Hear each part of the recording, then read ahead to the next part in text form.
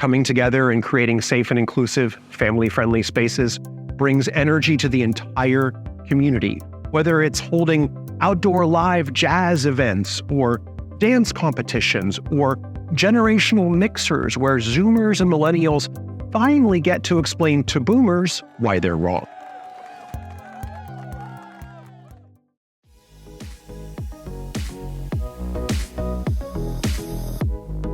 Firstly, just the idea that thoughts and ideas are extremely powerful and that they have their own value just as thoughts. I think thoughts to me is also the same as ideas, same really as dialogue. And so there's a real power in having dialogue, in learning new ideas from people.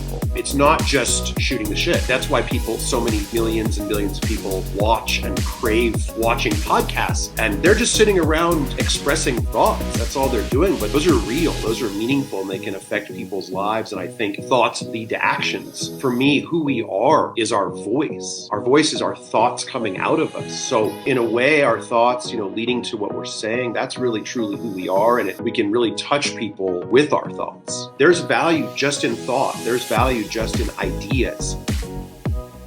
Gathering brings us closer, and closer is healthier.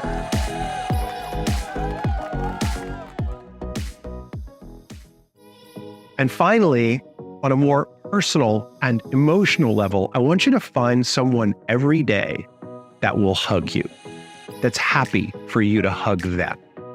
Whether it's in your family or your circle of friends, allow yourself to luxuriate in long, warm hugs with those you love or those who tolerate you.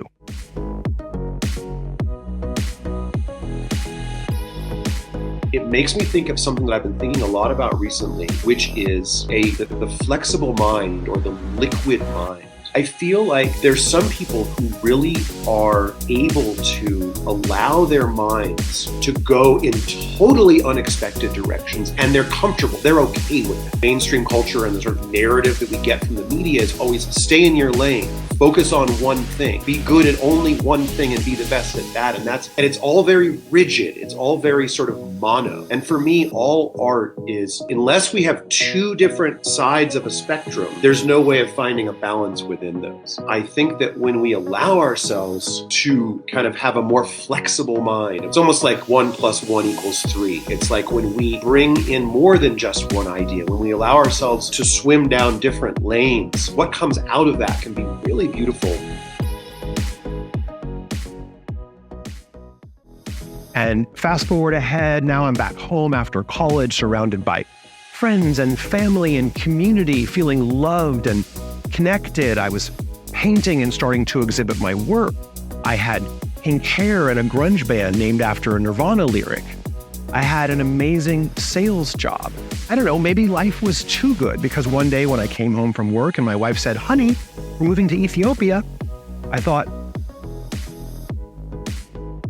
why not?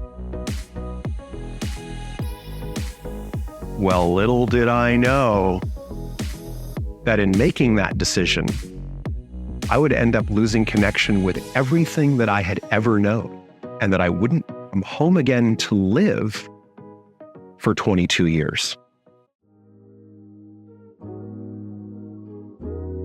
And one terrifying night, it all came crashing down, much more real than ever before, when I found myself tied up, dumped into the back of my own vehicle as all of my possessions were being emptied out of my house in a kind of horrible kidnapping/robbery.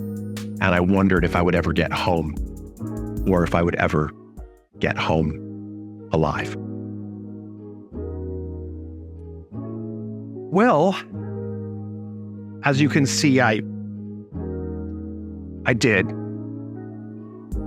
At the end of that terrible night, my kidnappers handed me back my keys and they handed me my passport and they said, "This has been great. We've got to know each other, kind of. We should meet for drinks tomorrow night." They really said that, no cap.